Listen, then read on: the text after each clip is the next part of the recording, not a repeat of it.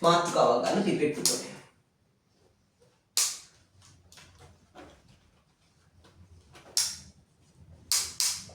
පිපෙට්ටු ක්‍රමය. හරි. දැන් ඔයා බලන්න පිපෙට්ටු ක්‍රමය කියන්නේ මොකක්ද කියලා. ඉස්සෙල්ලා පිපෙට්ටු ක්‍රමය ගැන කතා කරන්න කලින් අපි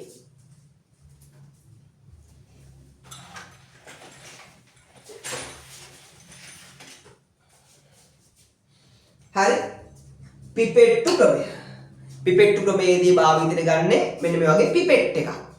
හරි මේ වගේ පිපෙට් එකක් තමයි භාවිතයට ගන්න. පැහැදිලිද? පිපෙට්ටු ක්‍රමයේදී භාවිතයට ගන්න මේ වගේ පිපෙට් එකක්. හරි. එතකොට මෙන්න මේ පිපෙට්ටු ක්‍රමය ගැන කතා කරන්න කලින් පුතේ අපි පිපෙට්ටු ක්‍රමයේ මූල ධර්මය මොකක්ද කියලා බලමු. චුටි මාතෘකාවක් ගන්න මූල ධර්මය කියලා. චුටි මාතෘකාවක් ගන්න මූල ධර්මය කියලා. මොකද්ද මූල ධර්මය? දරුවෝ පිපෙට්ටු ක්‍රමයේ මූල ධර්මය ලෙස අපි සලකන්නේ හරි පිපෙට්ටු ක්‍රමයේ මූල පිපෙට්ටු ක්‍රමයේ විතරක් නෙමෙයි මගේ පුතේ ද්‍රවමාන ක්‍රමයේ මූල ධර්මය ලෙස අපි සලකන්නේ මෙන්න මෙයා. කවුද? ස්ටොක්ගේ නියමය. ස්ටොක්ගේ නියමය. right?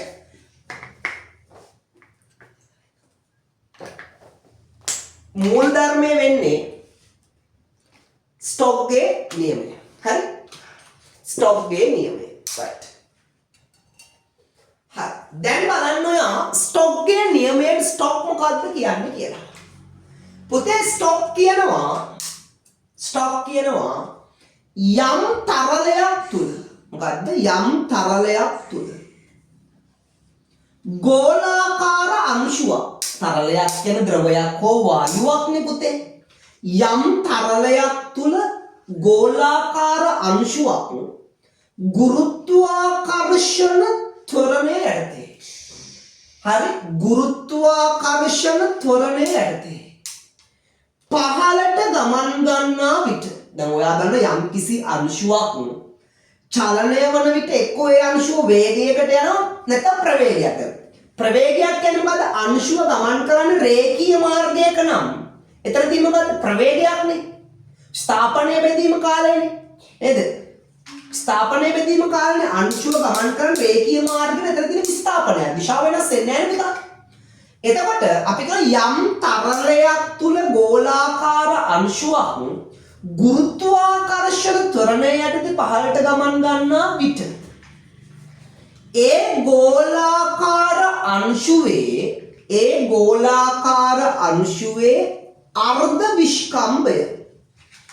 ඒ ගෝලාකාර අංශුවේ අර්ධ විස්කම්භය අර්ධ විස්කම්භය කියන්නේ මොකද්ද? මේ තියෙන්නේ විස්කම්භය නම් අර්ධ විස්කම්භය කියන්නේ ඉන් අඩක්නේ. මේ කේන්ද්‍රයේ සිට මෙතන තියෙන දුරනේ. ඒ කියන්නේ මොකද්ද පුතේ? අරයනේ. ඒ කියන්නේ අරය. අර්ධ විස්කම්භය කියන්නේ අරය. මෙන්න මේ ගෝලාකාර අංශුවේ අර්ධ විස්කම්භය එම අංශුවේ ආන්තික ප්‍රවේගයට කොටින්ම කිව්වොත් මේ අංශුව ගමන් කරන වේගයට ආන්තික ප්‍රවේගයට අනුලෝමව සමානුපාතික වේ කියලා කියනවා. මොකද්ද? ගෝලාකාර අංශුවේ අර්ධ විස්කම්භය එහි ආන්තික ප්‍රවේගයට අනුලෝමව සමානුපාතික වේ කියලා කියනවා. හරි? අර්ධ විස්කම්භය කියන්නේ අර්ධ විස්කම්භයේ වර්ගයට. හරි? මොකද්ද කියන්නේ? යම් තරලයක් තුල ගෝලාකාර අංශුවක් පහළට ගමන් ගන්නා විට ගුරුත්වාකර්ෂණ ත්වරණය යටතේ පහළට ගමන් ගන්නා විට එම ගෝලාකාර අංශුවේ අර්ධ විස්කම්භයේ වර්ගයට ඒ අංශුවේ ආන්තික ප්‍රවේගය අනුලෝමව සමානුපාතිකයි කියලා කියනවා. හරි? ඒ කියන්නේ මේ අංශුව පහළට ගමන් කරන වේගය ඒ ගෝලාකාර අංශුවේ අර්ධ විස්කම්භයේ වර්ගයට මොකද වෙන්නේ? අනුලෝමව සමානුපාතිකයි කියලා කියනවා. හරි? එතකොට ඔයා හිතන්නකෝ මම මේක දෙපැත්ත මාරු කරලා ලියන්නම්.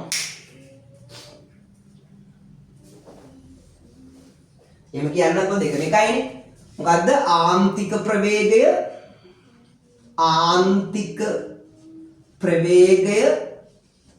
අනුලෝමව සමානුපාතිකයි අංශුවේ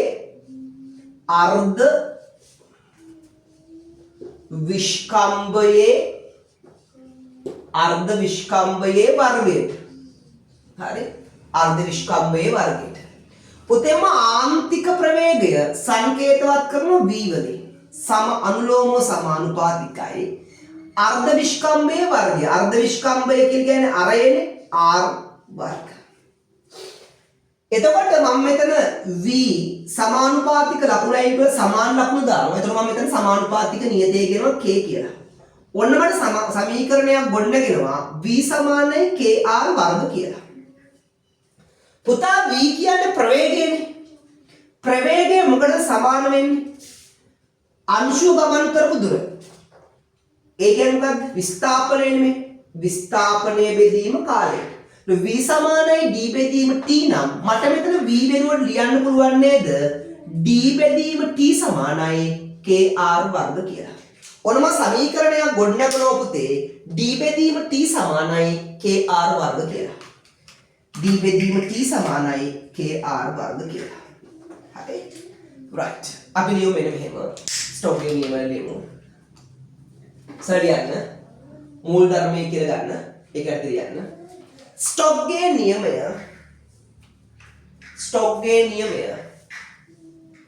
ස්ටොක්ගේ නියමය මෙම ක්‍රමයේ මූල ධර්මය වේ. ස්ටොක්ගේ නියමය මෙම ක්‍රමයේ මූල ධර්මය වේ. ස්ටොක්ගේ නියමය මෙම ක්‍රමයේ මූල ධර්මය වේ.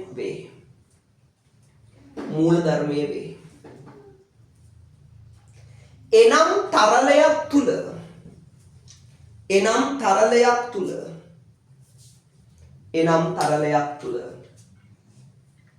ඝන වස්තුවක් පහළට වැටීමේදී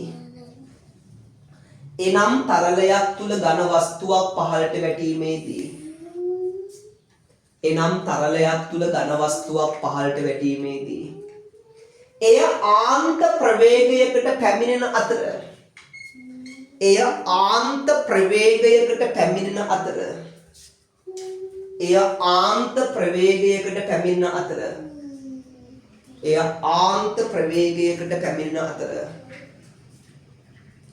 ඊට පසු එය වැටීමේ ප්‍රවේගය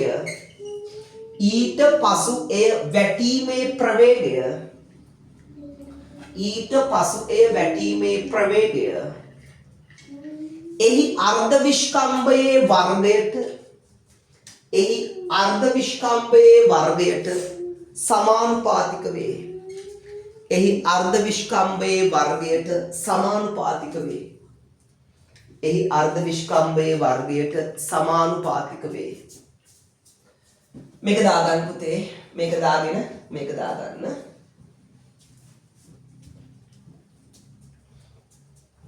හරි. දැන් මේ බලන්නකො පුතේ.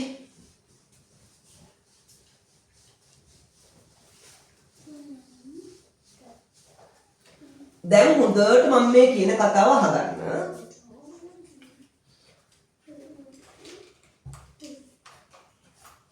මම බදුනක් ගන්නවා. ඒ බදුනේ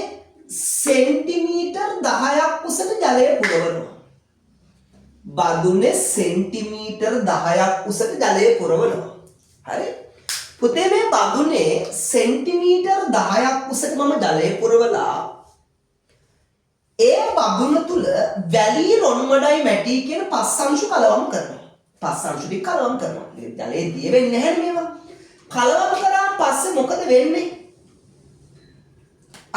වෙන්නේ මේ අංශුව ගුරුත්වාකර්ෂණය මේ වැලි රොන් මඩ සහ මැටි කියන පස් අංශු ගුරුත්වාකර්ෂණය යටතේ වෙන පතුලේ තැන්පත් වෙන එක. ඕකනේ වෙන්නේ. හරි. දැන් ස්ටොක්ගේ නියමයට අනුව අපි සමීකරණයක් ගොඩනගමු. මොකද d බෙදීම t සමානයි kr වර්ග. එතකොට මෙතන තියෙනවා වැලි රොන් මඩයි මැටි කියන අංශු වර්ග තුන. පතුලේ තැම්පත් වෙන්නේ කවුද? වැලිද රොන් මඩද මැටිද? මම ඔයාලට සරල උදාහරණයක් මෙහෙම ගන්නම්කෝ. මෙන්න සරල උදාහරණයක් ඔන්න පුතේ තඩි කෙල්ලකුයි කෙට්ටු කොල්ලෙකුයි මේ මං වගේ කන්දක් මුදුනට යනවා. යාළුවා හිතන සදාතනික ප්‍රේමය. ප්‍රේමයට ගෙදරින් අකමැති. මෙයාලා තීරණය කරනවා අපි මේ කන්ද මුදුනට ගිහින් පැනලා සීදි විනාශාගමු කියලා. මොකද තීරණයක්. දැන් මොකද වෙන්නේ? දෙන්නත් එක්ක මේ ලෝකේ අපිට කවදාවත් එකතු වෙන්න දෙන්නේ නැහැ. මේ ලෝකේ හරි කුරුලුයි. ඒ නිසා අපි දෙන්න මේ කන්දෙන් පැනලා මැරමු කියලා දෙන්නත් එක්ක උඩට ගිහින් බදාගෙන නෙවෙයි දෙන්න වෙනව පන්නවා. පනිනකොට ඉස්සෙල්ලාම පහළට වැටෙන්නේ මේ තනි කෙල්ලද කෙට්ටු කොල්ලද? තනි කෙල්ලගේ විශ්කම්භය වැඩි නේද? තනි කෙල්ලගේ විශ්කම්භය වැඩි නම් ඔයා දන්නවා විශ්කම්භය මොන විශ්කම්භයද? අර්ධ විශ්කම්භයේ වර්ගය ප්‍රවේගයට අනුලෝමව සමානුපාතික වේ කියලා නේද? එහෙනම් වැඩි ප්‍රවේගයකට විශ්කම්භය අර්ධ විශ්කම්භය කියන අරය වැඩි වෙන්න ප්‍රවේගය වැඩි ස්ටොක්ගේ නියමයට අනුව. එහෙනම් මුලින්ම පහළට එන්නේ තඩි කෙල්ල නේද? එයා වැඩි ප්‍රවේගයකට හසු වෙනවා. එයා ඩෝන් ගහලා හැබැයි මෙයා කෙට්ටු කොල්ලා එයාගේ විශ්කම්භය අඩුයි. එයා එන්නේ හිමින්. ඇයි? ප්‍රවේගය අඩු නිසා. මූට ආවි පාවෙලා ගෙදර යන කොල්ලා. හරි වැටෙනවා දොම් ගාලා. අන්න බලන්න මුලින්ම පහළට එන්නේ කවුද? විශ්කම්භය වැඩි කෙනා. දැන් බලන්නකෝ මේ බලන්නකෝ. ඔන්න අංශු වර්ගය අණුව විශ්කම්භය මිලිමීටර් 2ක් දශම 2ක් අතර රළු වෙලි. දැන් විශ්කම්භය මිලිමීටර් 2ක් දශම 2ක් අතර රළු වෙලිනේ. දශම 2ක් දශම 0.2ක් අතර සියුම් වෙලිනේ. දැන් පොදුවේ එකත් කලපතේ විශ්කම්භය මිලිමීටර් 2ක් දශම 0.2ක් අතර තියෙන වැලිනේ. රළු වැලි හෝ වේවා සියුම් වැලි හෝ වේවා වැලි. ඊපස්සේ දශම 0.2ක් දශම 0.2ක් අතර තියෙන මොනවද? රොන් මඩනේ. දශම 0.2කට වඩා කුඩා වෙන්නේ කවුද? මැටිනේ. එහෙමනම් විශ්කම්භය වැඩි කෙනා වැලිනේ. මුලින්ම පතුලේ තැම්පත් වෙන්නේ වැලි. ඊළඟට රොන් මඩ. ඊළඟට විශ්කම්භය කුඩාම කෙනා මැටි. ස්ටොක්ගේ නියමයට අනුව. දැන් පුතා මෙතන කියනවා මෙන්න මෙහෙම එකක්. D කියන්නේ මොකද්ද? D කියන්නේ අංශු ගමන් කරපු දුර. වැලි රොන් මඩයි මැටි කියන අංශු ටික කලවම් කරේ සෙන්ටිමීටර් 10ක් විතර. සෙන්ටිමීටර් 10ක් විතර බලන්න. එතකොට මේ අංශුව ගමන් කරන්නේ මුදුනේ ඉඳන් පතුලට. ඒ කියන්නේ සෙන්ටිමීටර් 10ක දුරක්. ඔන්න T දන්නවා 10යි කියලා. K සමානුපාතික නියතේ ඒකත් ඔයාලට දෙනවා. අරය කියන්නේ විශ්කම්භය අඩක්නේ. මේ තියෙන්නේ. එතකොට මේ බලන්නකෝ විශ්කම්භය මිලිමීටර් 2ක් දශම 0.2ක් අතර වැලිනේ. දශම 0.2ක් දශම 0.2ක් අතර රොන් මඩනේ. ඒතර වැලි රොන් මඩයි වෙන්නේ දශම 0.2 කියන අංශු වෙන්නේ. එතකොට මෙතන විශ්කම්භය මිලිමීටර් දශම 0.2 කියන්නේ ප්‍රමාණයෙන් කුඩාම වැලි අංශුව. එහෙම නැත්නම් ප්‍රමාණයෙන් විශාලම වන අංශුවද? රොන් මඩ අංශුව. ඇයි? දශම 0.2කට වඩා විශාල නම් වැඩි. දශම 0.2කට වඩා කුඩා නම් රොන් මඩ. ඒ කියන්නේ දශම 0.2 කියන්නේ වැලි රොන් මඩයි වෙනමන මාජින් එකනේ. ඒතර අපිට මේකට කියන්න පුළුවන් ප්‍රමාණයෙන් කුඩාම වැලි අංශුව හෙවත් ප්‍රමාණයෙන් විශාලම රොන් මඩ අංශුව. ඒතර විශ්කම්භය දෙකේ බෙදුවා පස්සේ අරය ලැබෙනවා. අරයත් දුන්නොත් දුර දන්නවා නියතේ දන්නවා අරය දන්නවා නම් මේ අංශුව මේ සෙන්ටිමීටර් 10ක දුරක් ගමන් කිරීමට ගතවන කාලය හොයාගන්න පුළුවන්ද බැරිද?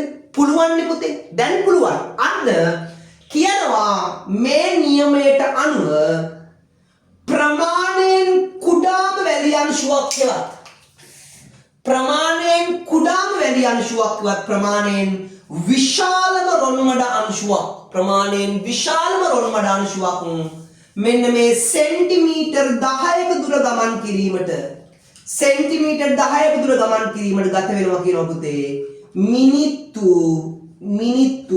3යි තත්පර 42ක් මිනිත්තු 3යි තත්පර 42ක්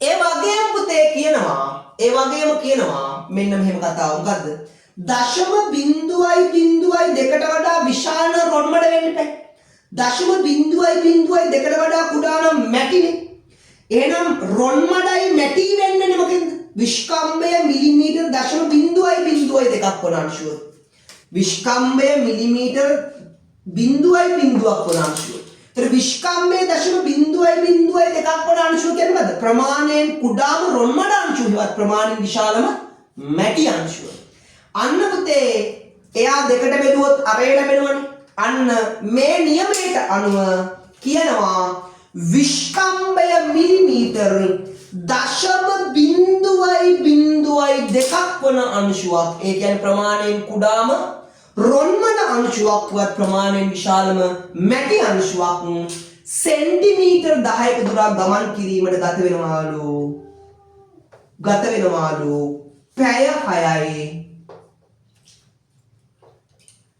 පැය 6යි මිනිත්තු 10ක කාලයක්. පැය 6යි මිනිත්තු 10ක කාලයක් ගත වෙනවා කියලා කියනවා. හරි පැය 6යි මිනිත්තු 10ක කාලයක් ගත වෙනවා කියලා කියනවා. තේරුණා? හරි. දැන් ඔයා මෙන්න මේක විතරක් අඳගන්න මේ ටික අපි දැම්මනේ. මේක විතරක් අඳගන්න. ඊට පස්සේ ලියන්න මෙන්න මෙහෙම. ඊට පස්සේ ලියන්න. ස්ටොක්ගේ නියමයට අනුව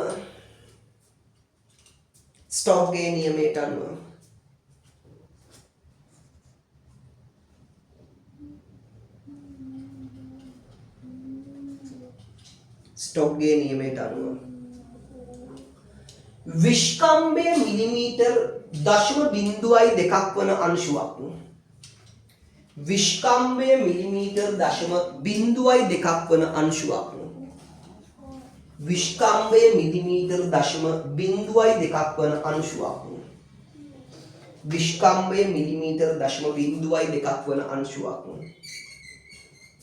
විස්කම්භය මිලිමීටර් 0.2ක් වන අංශුවක් විස්කම්භය මිලිමීටර් 0.2ක් වන අංශුවක්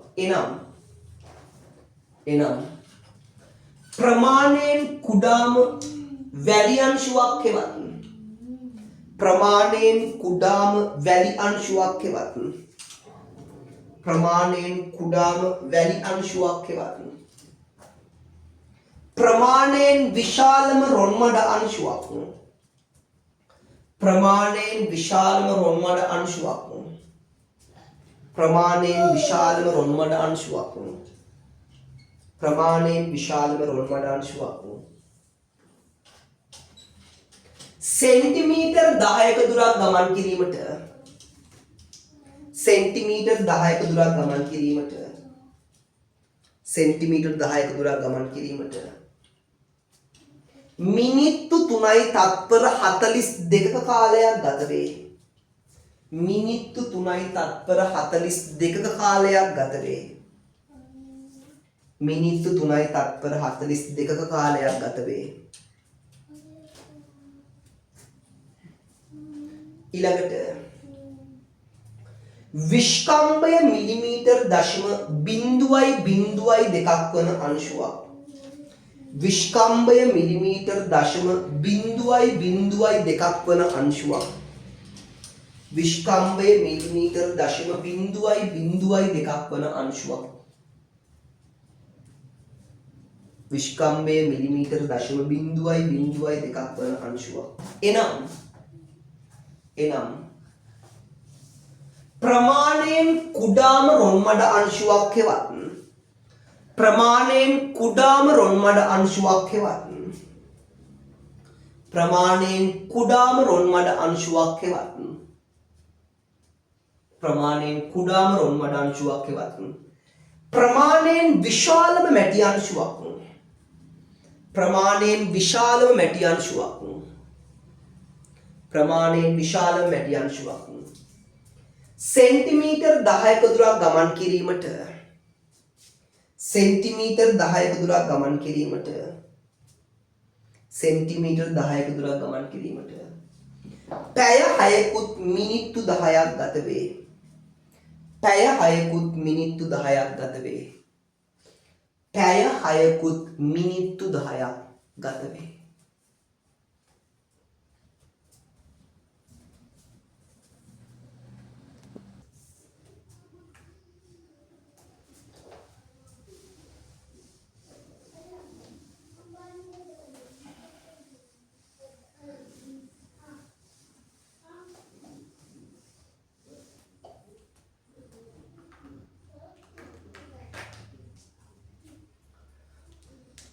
හරි. දැන් අපි පිපෙට්ටු ක්‍රමයට පාංශු අයනය සෙවීමේ පරීක්ෂණය කරන විදිය බලමු. හරි, පිපෙට්ටු ක්‍රමයට පාංශු අයනය සෙවීම සිදු කරන ආකාරය. අපි දැන් ප්‍රැක්ටිකල් එක ගමු පුතේ. අපි ඉස්සෙල්ලාම කරන්නේ පුතේ පස් සාම්පලයක් අරගන්නවා. පස් සාම්පලයක් අරගෙන එයා මද පවන වියලා ගැනීම සිදු කරනවා. මේ විදිහට පස් සාම්පලය මද පවන වේලගෙන අතින් හොඳට පොඩි කරනවා. අතින් හොඳට පොඩි කරන පස් කැල ටික පොඩි කරලා ඊට පස්සේ පුතේ මේ පස් සාම්පලය අපි මිලිමීටර් 2 පෙනේරයකින් හලා ගැනීම සිදු කරනවා. මොකින්ද මම පුතේ මිලිමීටර් 2 පෙනේරයකින් මේ පස් සාම්පලය හැලීම සිදු කරනවා. ඇයි දරුවෝ මේ මිලිමීටර් 2 පෙනේරයෙන් හලන්නේ? ඒකට හේතුව තමයි විස්කම්භය මිලිමීටර් 2ට වඩා වැඩි අංශු මොනවද? ඔයා දන්නවා විස්කම්භය මිලිමීටර් 2ට වඩා වැඩි අංශු කියලා කියන්නේ ගල් හා බොරළු. පුතේ ගල් හා බොරළු අපි වයනය යටතේ සලකන්නේ නැහැ. අන්න ඒක නිසා මේ ගල් හා බොරළු ඉවත් කිරීමට තමයි ගල් හා බොරළු ඉවත් කිරීමට තමයි අපි මෙයා මිලිමීටර් 2 පෙනේරයකින් හලන්නේ. ගල් හා බොරළු ඉවත් කිරීමට තමයි පුතේ මෙයා මිලිමීටර් 2 පෙනේරයකින් හලාගන්නේ.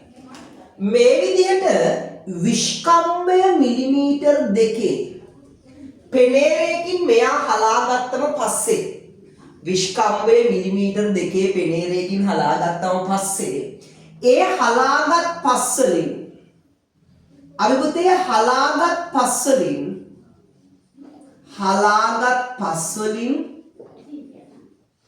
5 ග්‍රෑම් 40ක් අපි ගන්නවා. කොච්චරද පුතේ? හලාගත් පස් වලින් 5 ග්‍රෑම් 40ක් ගන්නවා. මේ විදිහට හලාගත් පස් වලින් 5 ග්‍රෑම් 40ක් අරගෙන ඒ 5 ග්‍රෑම් 40 බීකරයකට දාගන්නවා. බීකරයකට දාගෙන ඊට පස්සේ මේකට දාගන්නවා පුතේ හයිඩ්‍රජන් පෙරොක්සයිඩ්. මොනවද දාගන්නේ? Hydrogen peroxide. මේ විදිහට හයිඩ්‍රජන් පෙරොක්සයිඩ් දාලා ඊට පස්සේ පුතේ අපි ජලතාපකයක ආධාරයෙන් මෙයා රත් කරනවා. ඇයි පුතේ මෙහෙම කරන්න හේතුව තමයි පසෙන් ගත්ත පස්වල තියෙන්න පුළුවන් කාබනික ද්‍රව්‍ය. දැන් පාංශු අයනය හොයනවා කියලා හොයන්නේ මොකද්ද? පසේ තියෙන පාංශු අයනය කිව්වේ මොකද්ද? පසක ඇති වැලිරොන් මඩ හා මැටි යන අංශුන්ගේ සාපේක්ෂ ව්‍යාප්තියනේ. සාපේක්ෂ අනුපාතයනේ. එතකොට පාංශු අයනය කියලා හොයන්නේ ඒ පසේ වැලි රොන් මඩයි මැටි ප්‍රමාණය. එතකොට කාබනික ද්‍රව්‍ය වයනයට අපි සලකන්නේ නැහැ. අන්න මේ හයිඩ්‍රජන් පෙරොක්සයිඩ් දාලා ජලතාපකයක් ආධාරයෙන් අවසන් වන තුරු අපි මෙයා රත් කරනවා. එහෙම රත් කරන්නේ පුතේ පස්සාම්පලයේ තිබෙන මොනවා ඉවත් කිරීමටද? කාබනික ද්‍රව්‍ය ඉවත් කිරීමට. පස්සාම්පලයේ ඇති කාබනික ද්‍රව්‍ය ඉවත් කිරීමට තමයි පුතේ අපි ওই විදිහට හයිඩ්‍රජන් පෙරොක්සයිඩ් දාලා රත් කරන්නේ.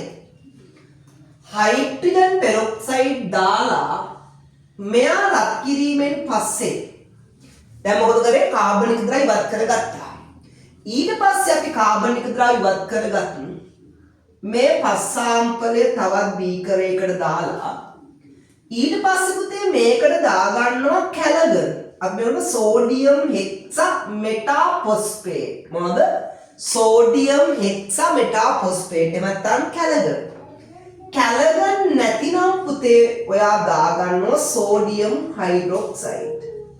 සෝඩියම් හයිඩ්‍රොක්සයිඩ් මුත් නැතිනම් ඔයා දාගන්න ඇමෝනියම් හයිඩ්‍රොක්සයිඩ්. දාලා ඊට පස්සේ මේකට ආසුත ජලයේ ස්වල්පයකුත් දාලා කේන්ද්‍රාපසාරකයක් නැතිනම් වීදුරු කූරක් දාලා මිනිත්තු 10ක් පමණ හොඳට කලතන්න. කලතමු කියලා කලතන්න.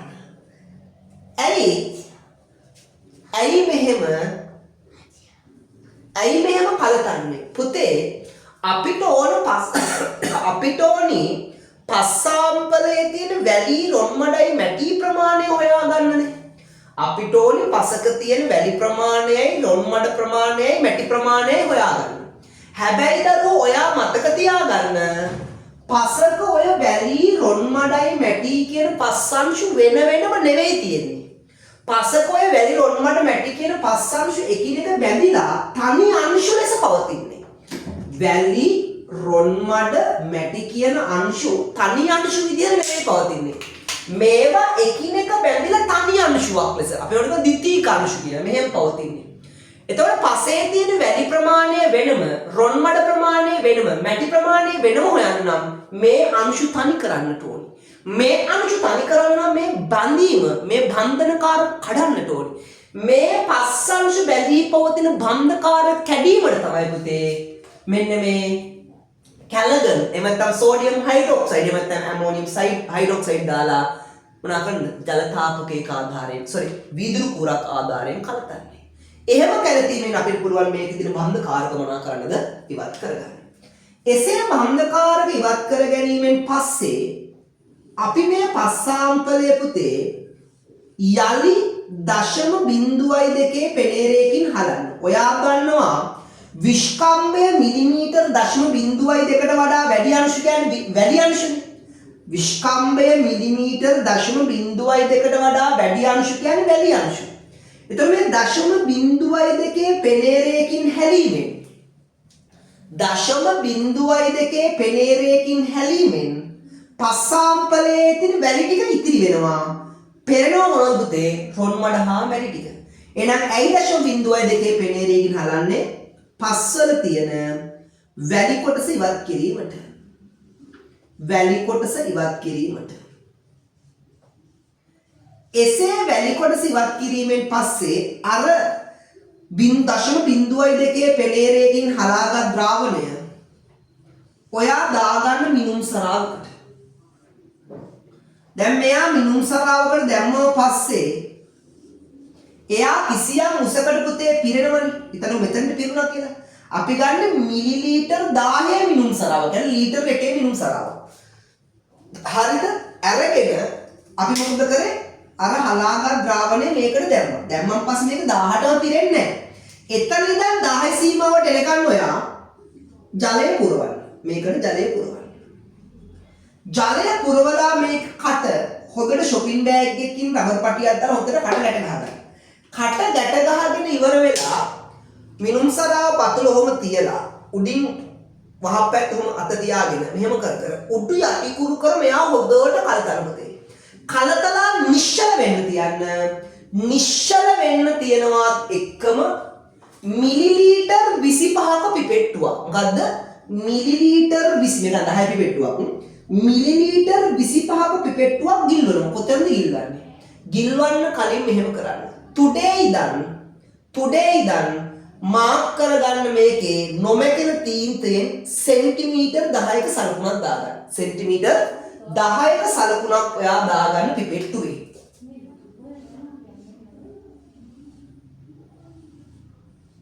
හරි?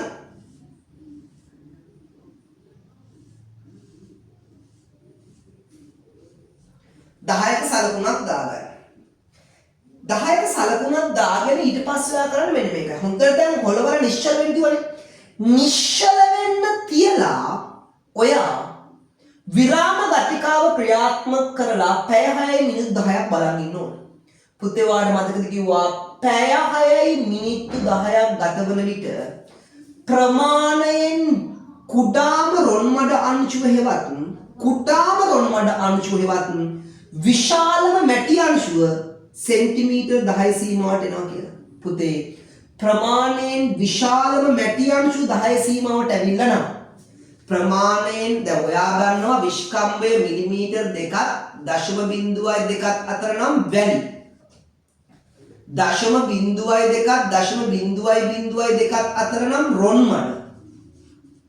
0.2කට වඩා අඩු නම් ඒක මැටි කියලා කිව්වේ.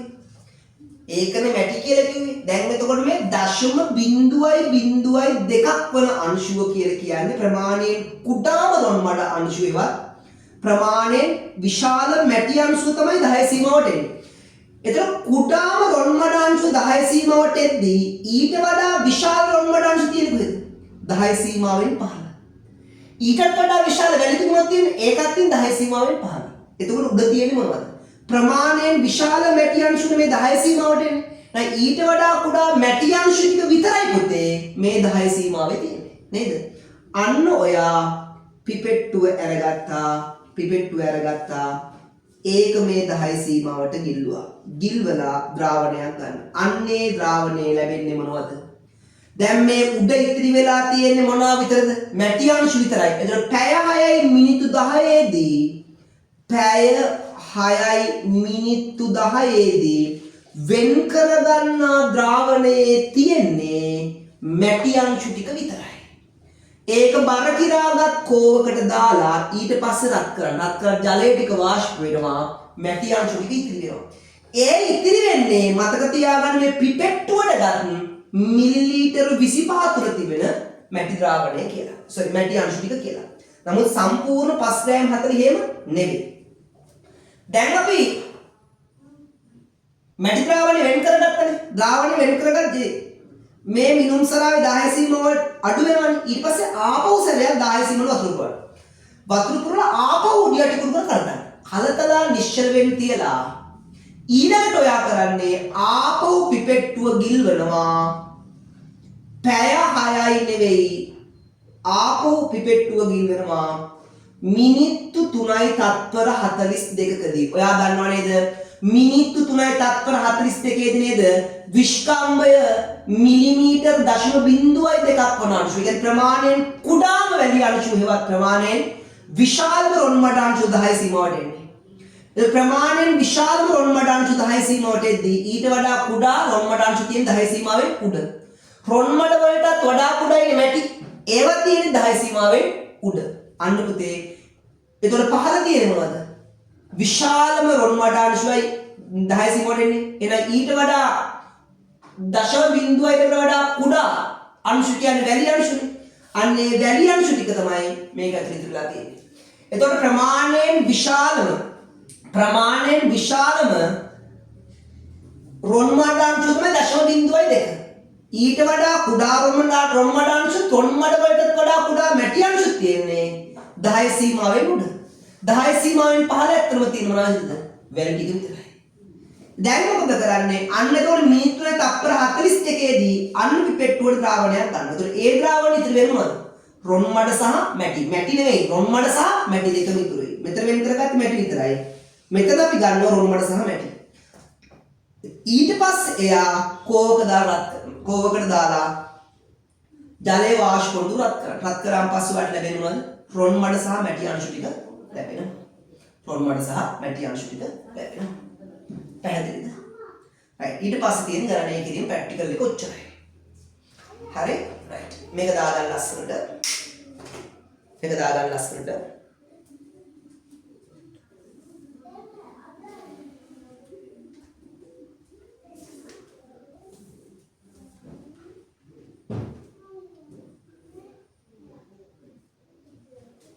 හරි ලියන්න.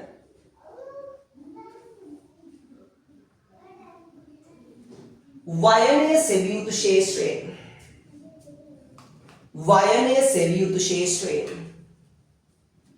වයනයේ සෙවිය යුතු ශේෂ්ත්‍රයෙන් වයනයේ සෙවිය යුතු ශේෂ්ත්‍රයෙන් වයනයේ සෙවිය යුතු ශේෂ්ත්‍රයෙන්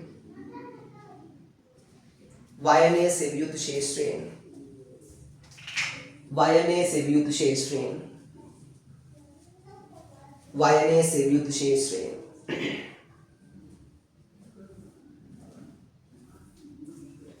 පස්නියදියක්ගෙන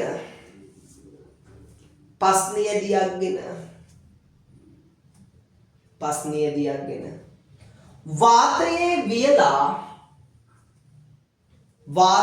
වියලා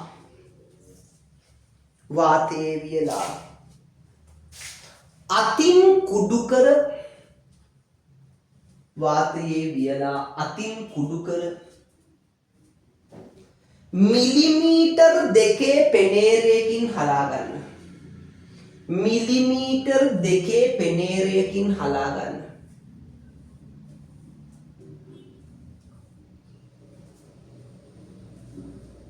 මිලිමීටර් 2 පෙනේරයකින් හලා ගන්න.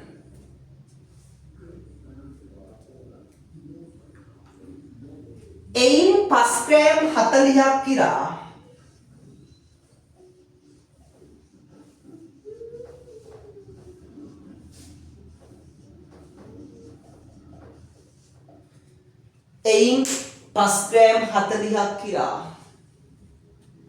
බීකරයකට දමා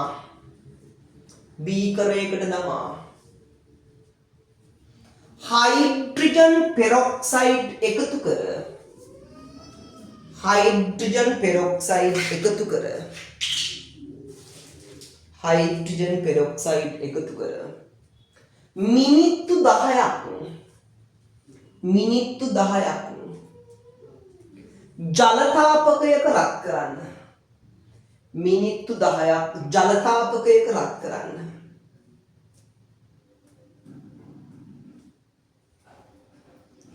එයට මිලිලීටර් 10ක් ජලතාපකයක රත් කරන්න. ඊළඟට එයට මිලිලීටර් 10ක්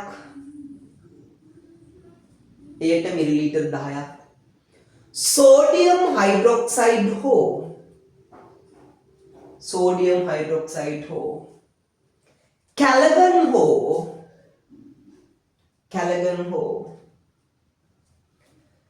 10% ඇමෝනියම් හයිඩ්‍රොක්සයිඩ් හා 10% ඇමෝනියම් හයිඩ්‍රොක්සයිඩ් හා ජලය ස්වල්පයක් එක් කරන්න.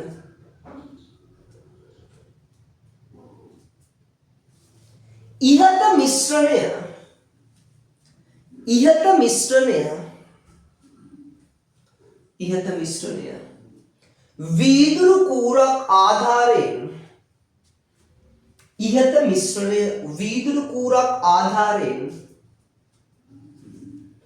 වීදුරු කූරක් ආධාරයෙන් මිනිත්තු 10ක් කලතන්න.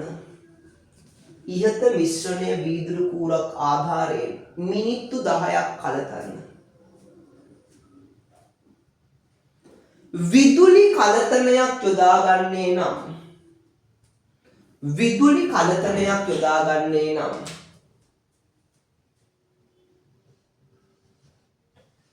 RPM 16000ක වේගයකින්, ඒ කියන්නේ පුතේ මිනිත්තුවට වඩා 16000ක වේගයකින්, හොඳේ.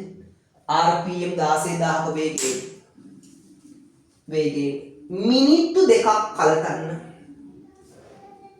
මිනිත්තු 2ක් කලතන්න. එමගින් බන්ධකාරක ඉවත් කරගත හැක. එමගින් බන්ධකාරක ඉවත් කරගත හැක. ඊළඟට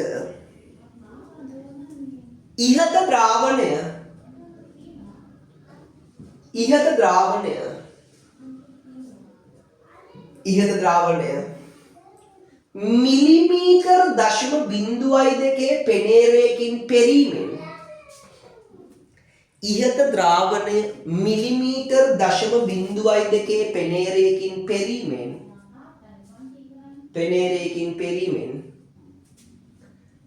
වැලි සහ රොන්මඩ පෙරීමෙන් වැලි රොන්මඩ සහ මැටි සහිත ද්‍රාවණයෙන්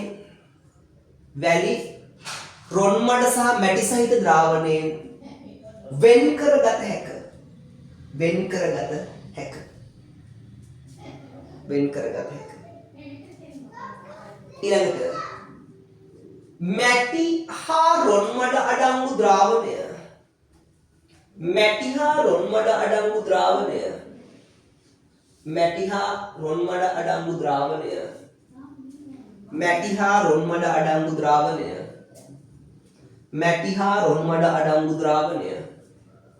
මිලිලීටර් 10 මිනුම් සරාවකට දමා මිලිලීටර් 10 මිනුම් සරාවකට දමා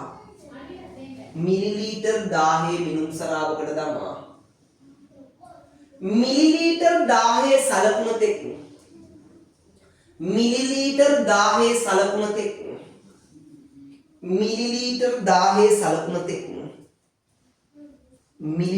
10 සලකුණ තෙක් ආසුත ජලය පුරවන්න. මිලිලීටර් 10 සලකුණ තෙක් ආසුත ජලය පුරවන්න. මිනුම් සරාවේ කට රබර් පටියක් ආධාර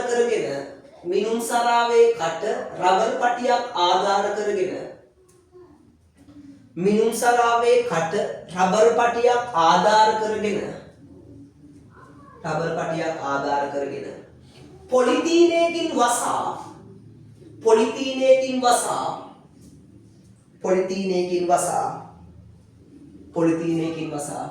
මිනුම් සරාව උඩු යටි කුරු කර කලතන්න.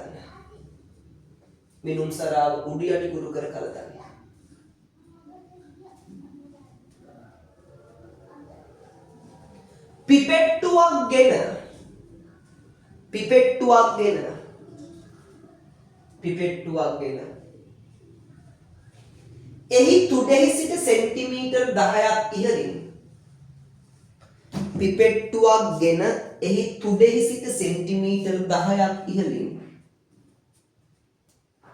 සලකුණක් යොදා ගන්න.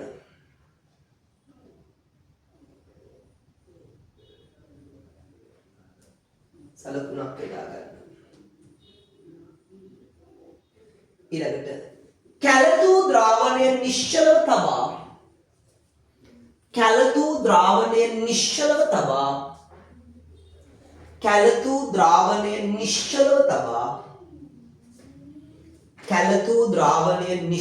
තබා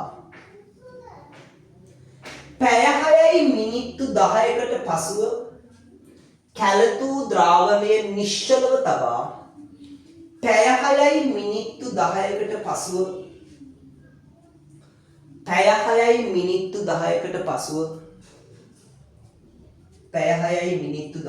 පසුව පිපෙට්ටුව සෙන්ටිමීටර් 10 සලකුණ දක්වා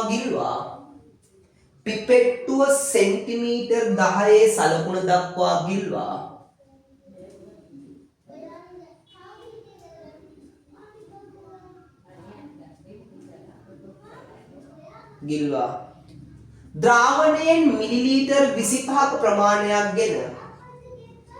ද්‍රාවණයෙන් මිලිලීටර් 25ක ප්‍රමාණයක් ගෙන ද්‍රාවණයෙන් මිලිලීටර් 25ක ප්‍රමාණයක් ගෙන ද්‍රාවණයෙන් මිලිලීටර් 25ක ප්‍රමාණයක් ගෙන බර කිරා ගන්නා ලද කෝවකට දමන්න. බර කිරා ගන්නා ලද කෝවකට දමන්න. ඒක අපි දාමු P කියලා පුතේ. P කියන්නේ එතන මොකද්ද? පැය 6 මිනිත් 10 දී වෙන් කර ගන්නා ද්‍රාවණය. ඒ කියන්නේ මොකද්ද පුතේ? මැටි සහිත ද්‍රාවණය නේ. මැටි සහිත ද්‍රාවණය. ඒක P කියලා දාන්න. ඊළඟට නැවතත් මිලිලීටර් 1000 සලකුණ තෙක් නැවතත් මිලිලීටර් 1000 සලකුණ තෙක් නැවතත් මිලිලීටර් 1000 සලකුණ තෙක් ජලය පුරවා නැවතත් මිලිලීටර් 1000 සලකුණ තෙක් ජලය පුරවා කලතා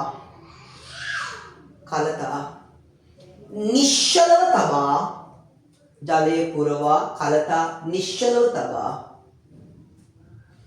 මිනිත්තු 3යි තත්පර 42කට පසුව මිනිත්තු 3යි තත්පර 42කට පසුව මිනිත්තු 3යි තත්පර 42කට පසුව මිනිත්තු 3යි තත්පර 42කට පසුව ද්‍රාවණයෙන් මිලිලීටර් 25ක් ගෙන ද්‍රාවණයෙන් මිලිලීටර් 25ක් ගෙන ද්‍රාවණයෙන් මිලිලීටර් 25ක් ගෙන බර කිරණ ලද කෝවකට දමන්න. ද්‍රාවණයෙන් මිලිලීටර් 25ක් ගෙන බර කිරණ ලද කෝවකට දමන්න. එතන පුතේ මිනිත්තු 3යි තත්පර 42 දී වෙන් කර ගන්නා ද්‍රාවණය කියන්නේ මොකද්ද මේ? මැටි සහ රොන් මඩ සහිත ද්‍රාවණය. ඒක දාමු අපි Q කියලා. වරද්දාගන්න Q කියලා. ඊළඟට පෙනේරයෙන් පෙරාගත් වැලි කොටසද පෙනේරයෙන් පෙරාගත් වැලි කොටසද පෙනේරයෙන් පෙරාගත් වැලි කොටසද බර කිරණ ලද කෝවකට දමන්න. පෙනේරයෙන් පෙරාගත් වැලි කොටසද බර කිරණ ලද කෝවකට දමන්න. ඒක දාන්න R කියලා. ඒක දාන්න R කියලා. ඊළඟට ඉහත PQR නියැදි තුනම ඉහත PQR නියැදි තුනම ඉහත PQR නියැදි තුනම සෙල්සියස් අංශක 105ක උෂ්ණත්වයේ ඇති උදුනක ඉහත PQR නියැදි තුනම සෙල්සියස් අංශක 105ක උෂ්ණත්වයේ ඇති උදුනක සෙල්සියස් අංශක 105ක උෂ්ණත්වයේ ඇති උදුනක නියත බරක් ලැබෙන තුරු වියලා ගන්න. නියත බරක් ලැබෙන තුරු වියලා ගන්න. නියත බරක් ලැබෙන තුරු වියලා ගන්න. ඊළඟට උදුනේ වියලාගත් නියැදි උදුනේ වියලාගත් නියැදි උදුනේ වියලාගත් නියැදි ඩෙසිකේටරයක් තුල තබා උදුනේ වියලාගත් නියැදි ඩෙසිකේටරයක් තුල තබා උදුනේ වියලාගත් නියැදි ඩෙසිකේටරයක් තුල තබා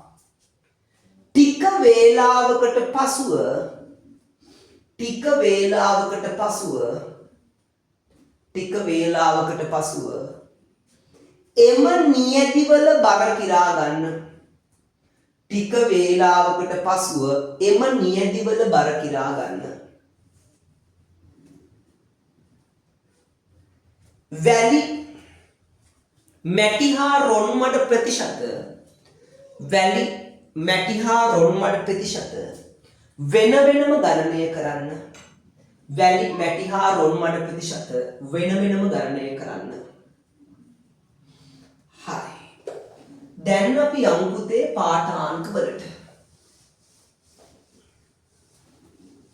පාඨාංක අරන් ගණනය කරමු.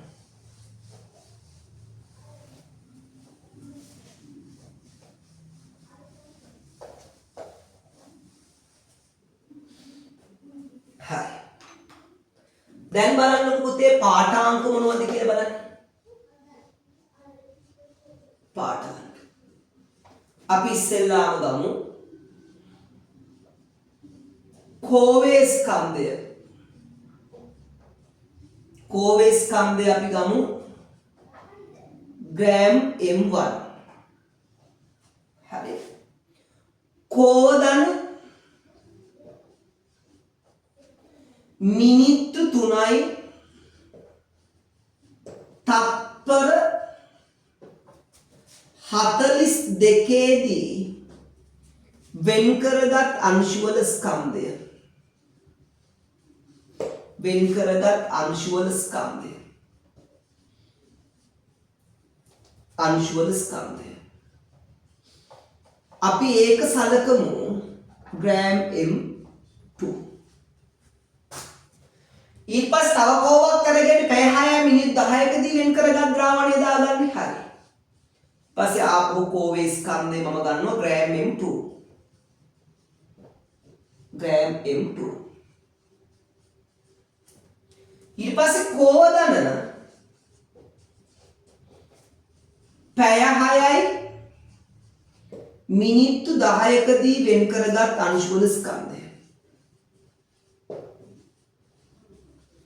වෙන් කරගත් අංශුවල ස්කන්ධය. හරි. මම ඒක ගන්නවා ග්‍රෑම් m3. sorry මේක 3 නේ. මේක මම ගන්නවා ග්‍රෑම් m4. එතකොට අපි දන්නවා මිනුම් සරාවේ පරිමාව කොච්චරද? මිනුම් සරාවේ පරිමාව මිලිලීටර් 1000යි නේ. මිලිලීටර් 1000. ඊට පස්සේ පිපෙට්ටුවේ පරිමාව අපි ගත්තේ මිලිලීටර් 25යි පිපෙට්ටුවනේ. පිපෙට්ටුවේ පරිමාව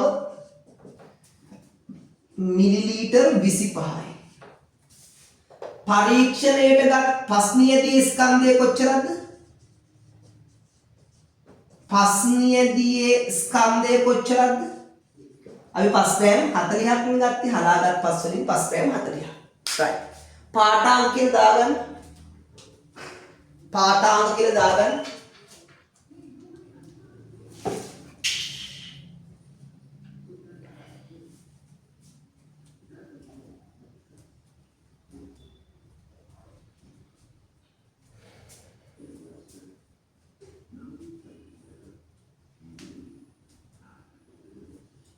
හරි. දැන් අපි යමු පුතේ ගණනයට. අපි යමු ගණනයට. මේ මිනිත්තු 3යි තත්පර 42 දී වෙන් කරගත් අංශුවල ස්කන්ධය කියන්නේ මොකද්ද?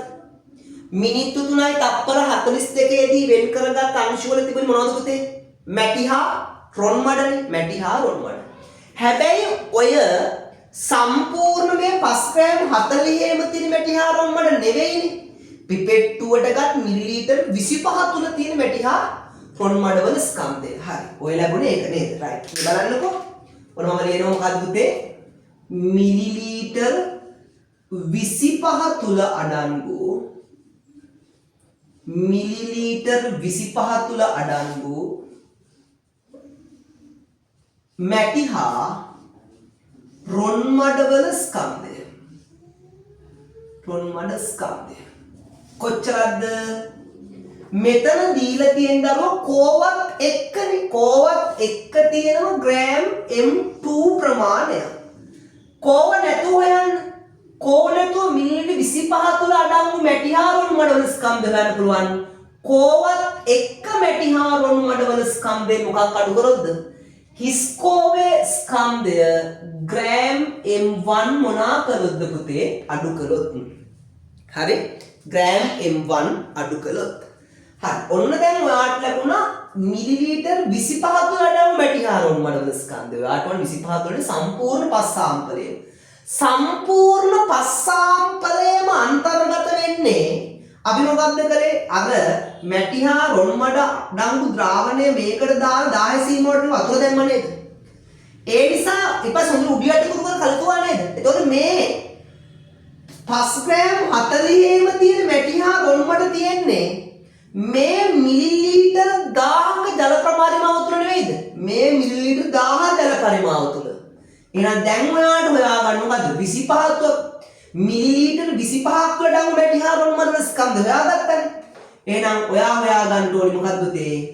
මිලිලීටර් 1000 තුල අඩංගු මිලිලීටර් 1000 තුල අඩංගු මැටි හා රොන් මඩ ස්කන්ධය. රොන් මඩ ස්කන්ධය කොහොමද අපි හොයාගන්නේ? හොයාගන්නේ පුතේ 25ක් තුල කොච්චරක් තියෙනවද? 25ක් තුල තියෙනවා M2 ඍණ M1 ප්‍රමාණයක්. නම් 1000ක් තුල මේකින් ගුණ කරන්න. ඔන්න ඔයාට ලැබෙනවා 1000ක් තුල අඩංගු මැටි හා රොන් මඩ ස්කන්ධය. ඔයා හිතන්නකෝ මැටි හා රොන් මඩ ස්කන්ධය නිකන් හිතන්නකෝ ඒක ග්‍රෑම් A කියලා මේක සුළු කරාන් පස්සේ ඔයාලට ලැබුණා කියලා ග්‍රෑම් A කියලා. සාමාන්‍යයෙන් පුතේ වයනය අපි ස්කන්ධයක් විදිහට දක්වන්නේ නැහැ. වයනය දක්වන්නේ ප්‍රතිශතයක් විදිහට. එහෙනම් ප්‍රතිශතය හොයමු. එහෙනම් ලියන්න මැටි හා රොන් මඩ ප්‍රතිශතය. මැටි හා රොන් මඩ ප්‍රතිශතය. හරි කොහොමද හොයන්නේ? පරීක්ෂණයට ගත්තේ 5 ග්‍රෑම් 40යි. එතකොට මේ පරීක්ෂණයට ගත්ත 5 ග්‍රෑම් 40 තුල අඩංගු මැටි හා රොන් මඩ වල ස්කන්ධය ඔයාලට මේ ලැබුණේ. ඔයා මේ හොයාගත්තේ ග්‍රෑම් A කියලා. එහෙමනම් C ප්‍රතිශතය කියන්නේ 100ක් තුල අඩංගු ප්‍රමාණය මේක 100ෙන් ගුණ කරන්න. අන්න මැටි හා රොන් මඩ ප්‍රතිශතය ලැබෙනවා. ඔයා හිතන්නකෝ මේක සුළු කරාන් පස්සේ ලැබෙනාගේ 100ට x කියලා හිතන්නකෝ. ඔන්න 100ට x. දැන් ඔයා මොකක්ද හොයාගත්තේ මේ?